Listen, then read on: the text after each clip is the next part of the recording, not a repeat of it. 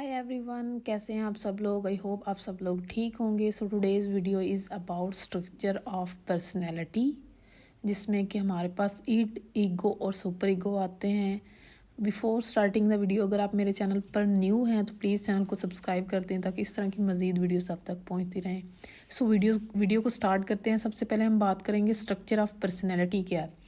इसको उर्दू में कहते हैं शख्सियत की साख्त, मतलब कि हमारी जो पर्सनैलिटी है उसकी साख्त, उसका स्ट्रक्चर। फ्रॉइड का कहना है कि फ़र्द की जो ज़ात है, जो उसकी साइकी है, उसमें एक्सट्रीम लेवल के इमोशंस, एनर्जीज़ जो हैं वो पाई जाती हैं और ताकत के असूल के लिए हम मुस्तकिल जदोजहद करते रहते हैं। और इसका कहना है कि जो पर्सनैलिटी है उसका जो सेंटर पॉइंट है वो क्या है, जो उसका सेंटर है वो है स्ट्रक्चरल कंपोनेंट। अब स्ट्रक्चरल कंपोनेंट कौन से हैं? सबसे पहले हमारे पास आ जाती है ईड, सेकंड पे हमारे पास आती है ईगो और थर्ड पे हमारे पास आती है सुपर ईगो। सबसे पहले हम पढ़ेंगे ईड क्या है। ईड दरअसल लैटिन वर्ड जो है उसके इट से माखूज है, जिसका मतलब होता है तमाम तर इमोशंस, जज्बात, जिबिल्लात, मतलब इंस्टिंक्ट। ये ज़हन के जो है वो लाशऊर मतलब अनकॉन्शियस में पाया जाता है। ईड जो है, जब बच्चा पैदा होता है, बच्चे की जो पर्सनैलिटी उसमें सिर्फ इड होती है, उसमें सिर्फ इड मौजूद होती है, उसमें सिर्फ इंस्टिंक्ट, डिज़ायर्स पाई जाती हैं जो हर वक्त फौरी तस्कीन चाहती हैं कि जो भी बात कही जाए वो फ़ौरन पूरी हो। इड का मुतालबा होता है कि ऑर्गेनिज्म में तवाज़ुन बरकरार रहे, उसका बैलेंस ख़राब ना हो। मतलब कि अगर फॉर एग्ज़ाम्पल अगर बच्चे को कोई चीज़ चाहिए तो उसको फ़ौरन मिल जाए, इससे पहले कि वो रोए या उसकी बॉडी में चेंजेस आएँ। क्योंकि जैसे ही हम परेशान होंगे, स्ट्रेस लेंगे या हमारी बॉडी, हम रोएंगे तो उससे हमारी बॉडी में चेंज आएगा और उससे हमारा बैलेंस ख़राब होगा। तो ईड का काम होता है कि वो बैलेंस ख़राब ना हो। सो इसलिए कि जैसे ही हमारी कोई डिज़ायर हो, हम कुछ चाहते हैं तो वो फ़ौरन जो है वो पूरा हो जाए। मसलन हमें भूख लगी है या प्यास लगी है तो वो फ़ौरन, अगर हमें भूख लगी तो हमें खाना मिल जाए या हमें प्यास लगी तो हमें फ़ौरन पानी मिल जाए, तो तब जो है वो हमारा तवाज़ुन बरकरार रहेगा। अगर ईड की जो डिज़ायर्स हैं उनकी फौरी तस्कीन ना हो तो फिर जो है वो ऑर्गेनिज़म का बैलेंस बिगड़ जाता है। सारी जो हमारी नफ्सी तवानाई होती है वो ईड में मौजूद होती है, जो कि हमारे बिहेवियर को एक्टिव करती है। क्योंकि ईड का तकाजा हर जो भी डिमांड है हम बच्चे की या जिसकी भी ईड की बात हो रही है जो हमारी पर्सनैलिटी में है, वो किरदार की ना सिर्फ तकमील होती है बल्कि फ़ौरी तकमील होती है। ये नहीं है कि अब सिर्फ काम हो, कि वो लेट हो या जल्दी हो, इससे इसका कोई मतलब नहीं, काम भी हो और जल्दी भी हो। ईड का तकाजा अगर पूरा ना किया जाए तो इससे हमें टेंशन पैदा होती है। इसलिए ईड जो है वो प्लेयर प्रिंसिपल पर अमल पैरा होती है, कि मतलब इसमें सिर्फ आपको प्लेयर से वास्ता होता है, बाकी आप इसका जो है वो आपके इस ज़िद की वजह से कुछ अच्छा हो रहा है, बुरा हो रहा है, इससे आपको कोई फ़र्क नहीं पड़ता, क्योंकि आप खुश हो रहे हैं तो बस जी बाकी सारा कुछ ठीक है।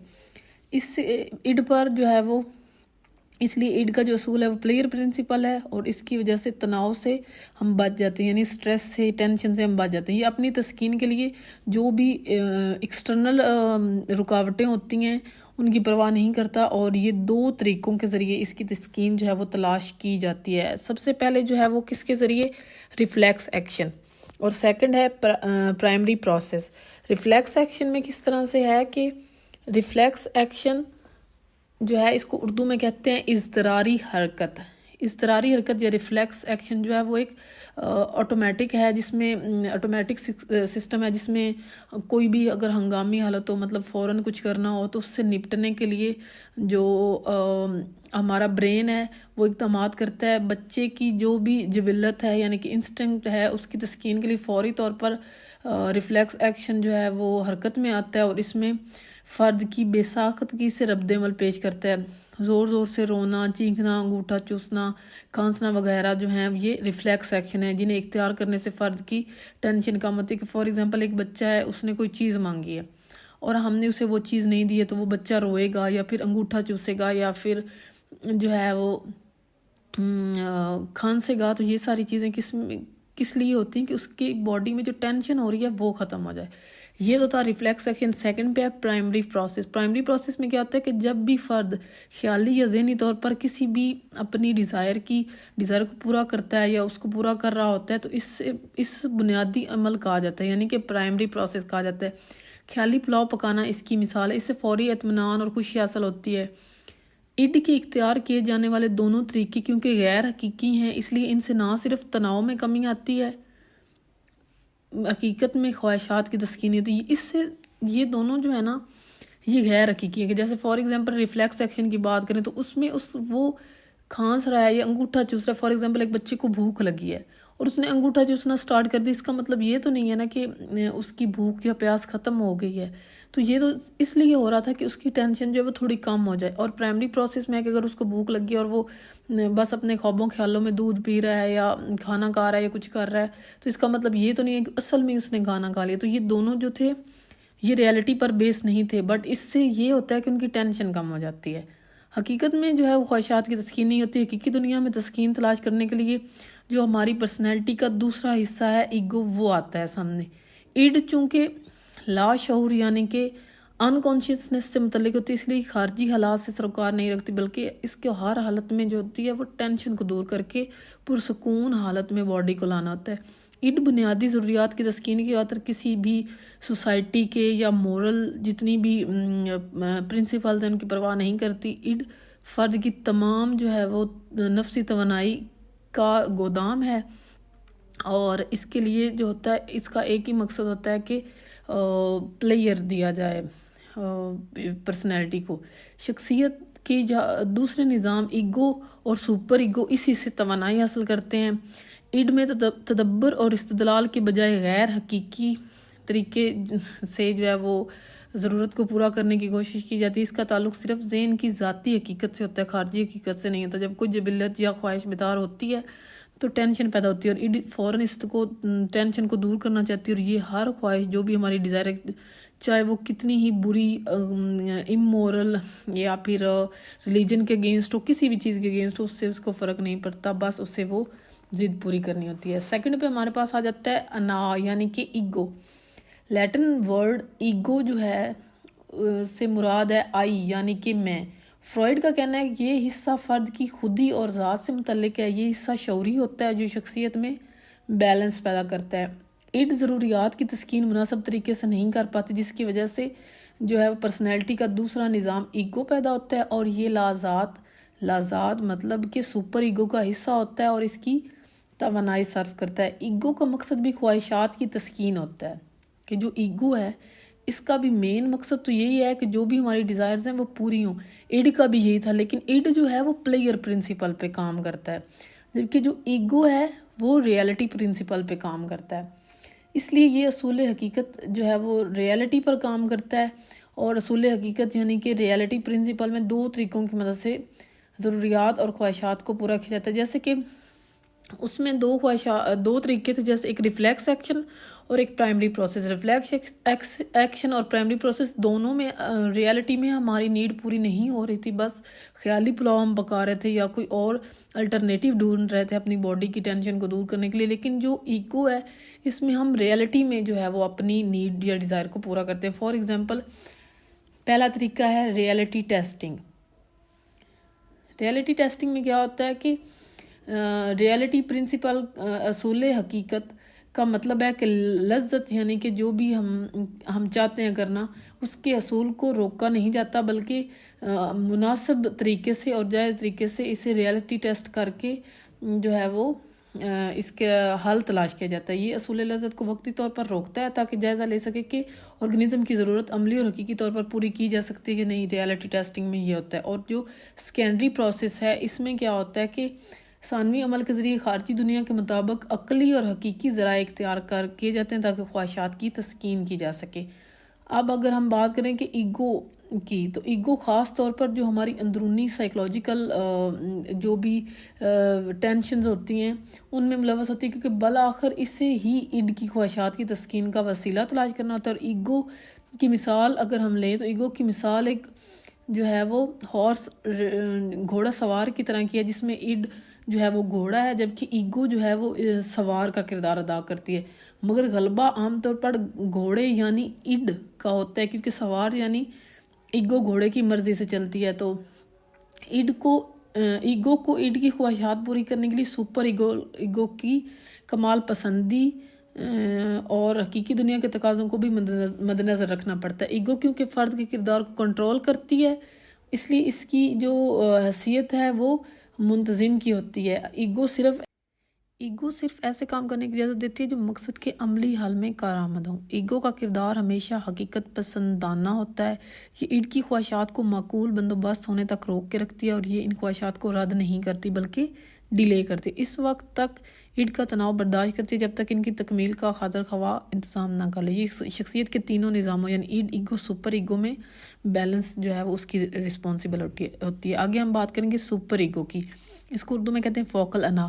شخصیت کا یہ نظام اخلاقی، مورل اور اصلاحی ہے۔ بچے میں اس کی نشو و نما ابتدائی 5 سالوں میں شروع ہو جاتی ہے، یعنی کہ سپر ایگو کی بات ہو رہی ہے کہ بچے میں اس کی نشو و نما 5 سالوں تک جو ہے وہ سٹارٹ ہو جاتی ہے۔ یہ لذت اور حقیقت کی بجائے مثالیت پسندی سے کام لیتی ہے، مطلب کہ مورل پرنسپلز پر ہوتی ہے۔ والدین، مذہب، سوسائٹی مورل پرنسپلز بچے کو سکھاتے ہیں، بچہ انہیں قبول کر کے اپنی ذات کا حصہ بنا لیتا ہے، یوں اس میں سپر ایگو کی تشکیل شروع ہو جاتی ہے۔ پیرنٹس اور سوسائٹی سے برائیوں سے روکتی ہے، اچھی بری اقدار کے بارے میں تعلیم دیتے ہیں اور ساتھ سزا اور جزا کے ذریعے ان اقدار کی نشو و نما کرتے ہیں۔ فوکل انا اخلاقی اصول، مورل پرنسپلز کے تحت کام کرتی ہے، جس کے نتیجے میں شخصیت میں جو ہے وہ 2 ذیلی معیار قائم ہوتے ہیں، یعنی کہ کانشیس اور ایگو آئیڈیل۔ اب ہم بات کریں گے کانشیس میں کیا ہے۔ کانشیس کو اردو میں کہتے ہیں ضمیر۔ معیاری اصول کے مطابق کردار ادا کرنے کی کسوٹی کو ضمیر کہتے ہیں، کہ جو بھی ہمارے سٹینڈرڈز ہیں اگر ہم ان کے مطابق زندگی گزاریں گے تو اس کو کیا کہیں گے، اردو میں اس کو ضمیر اور انگلش میں اس کو بولیں گے کانشیس۔ اور یہ جو ہے وہ محتسب کا کام کرتا ہے۔ اگر فرد سے کوئی غیر اخلاقی یعنی امورل کردار ہو جائے تو اس پر اسے افسوس ہوتا ہے اور برے کام پر اسے ندامت ہوتی ہے، اسے سزا کا خوف ہوتا ہے، اور اس کو کیا کہتے ہیں، ضمیر کہتے ہیں۔ اب ایگو آئیڈیل کی ہم بات کریں تو اچھے اور اخلاقی کردار ادا کرنے سے اس کی جو ہے وہ نشو و نما ہوتی ہے، یہ فرد میں کمال پسندی پیدا کرتی ہے۔ مثالی انا کی بدولت فرد سماجی اور اخلاقی طور پر نہ صرف قابل قبول بلکہ مثالی کردار اپناتا ہے۔ سپر ایگو کا کام ایڈ کی جتنی بھی امورل ہیں، جو بھی جارحانہ خواہشات ہیں، ان کو روکنا ہوتا ہے۔ یہ صرف ان خواہشات کی تسکین کی اجازت دیتی ہے جو کہ مورل ہوں اور فلاحی ہوں۔ سپر ایگو کا کردار مستقل ہوتا ہے اور یہ ہمیشہ جو ہے وہ معیاری اور اخلاقی اصولوں کے تحت ہی جبلتوں کی تسکین کرتی ہے۔ ہر فرد کی شخصیت میں یہ تینوں نظام پائے جاتے ہیں، تاہم ان کی شدت ہر فرد میں مختلف ہو سکتی ہے، لیکن ان تینوں میں توازن جو ہے وہ ہماری مینٹل ہیلتھ کی علامت ہے۔ کوئی ایک نظام غالب آ جائے یا مغلوب ہو جائے یعنی ان کا تو اس سے کیا ہوگا کہ توازن بگڑ جائے گا، اور اگر توازن بگڑے گا تو کیا ہوگا، سائیکولوجیکل ایشوز جو ہیں وہ پیدا ہو جائیں گے۔ اب ہم بات کریں گے، اگر ہم تینوں کو اکٹھا پڑھیں اور ایزیلی سمجھنے کی کوشش کریں تو کیا ہوگا کہ ایگو کا کام ہوتا ہے ایڈ اور سپر ایگو میں بیلنس کرنا۔ اگر ایگو کمزور ہو تو فرد حقیقی دنیا کے تقاضے پورے نہیں کر پائے گا، اور اگر ایڈ طاقتور ہو تو سپر ایگو کمزور ہو جاتی ہے اور فرد جو ہے وہ غیر مہذب انداز میں اپنی جارحانہ خواہشات کا اظہار کرتا ہے، اپنی خود غرضی کی جو بھی خواہشات ہیں ان پر قابو نہیں پا سکتا، اور اگر سپر ایگو طاقتور ہو جائے تو ایڈ کی خواہشات کی تکمیل نہیں ہوتی ہے، اور تسکین کے لیے جو بھی غلط طریقے ہیں وہ چوز کرتا ہے، جس سے فرد میں انزائٹی اور ٹینشن یہ ساری چیزیں سٹارٹ ہو جاتی ہیں، پیدا ہونا سٹارٹ ہو جاتی ہیں۔ ایگو کے مضبوط اور فعال ایکٹیو ہونے سے ایڈ اور سپر ایگو میں ٹکراؤ نہیں ہوتا، اور کیونکہ ایسی صورت میں فرد محض جبلی خواہشات یا معاشرتی قوانین کی تکمیل نہیں کرے گا بلکہ دونوں کو ساتھ لے کر چلے گا اور حقیقت کے مطابق موزوں اور قابل ستائش کردار اپنائے گا۔ انا یعنی ایگو کی کمزوری سے ہمیں ٹینشن، سٹریس کی کیفیت پیدا ہوتی ہے، اور ایگو اگر ایڈ کی زیر اثر آ جائے تو نیوروٹک جو ہیں وہ پرابلمز پیدا ہو جاتی ہیں، اور اگر سپر ایگو ہو تو فرد میں مورل انزائٹی پیدا ہو جاتی ہے۔ آئی ہوپ آپ کو ویڈیو کی سمجھ آ گئی ہوگی۔ اس میں جو تھا ہم نے کس چیز پہ بات کی ہے، سب سے پہلے ہم نے بات کی اسٹرکچر پہ، پرسنالٹی کے اسٹرکچر پہ، جس میں ایڈ، ایگو اور سپر ایگو آتی ہیں، اور اس کو ہم نے ڈیٹیل میں پڑھا ہے. اور آئی ہوپ آپ کو ویڈیو پسند آئی ہوگی. اگر آپ کو ویڈیو پسند آئی ہے تو پلیز ویڈیو کو لائک کر دیں، اور اگر ابھی تک آپ نے میرا چینل سبسکرائب نہیں کیا تو چینل کو سبسکرائب کر دیں تاکہ اس طرح کی مزید ویڈیوز آپ تک پہنچتی رہیں. Thanks for watching.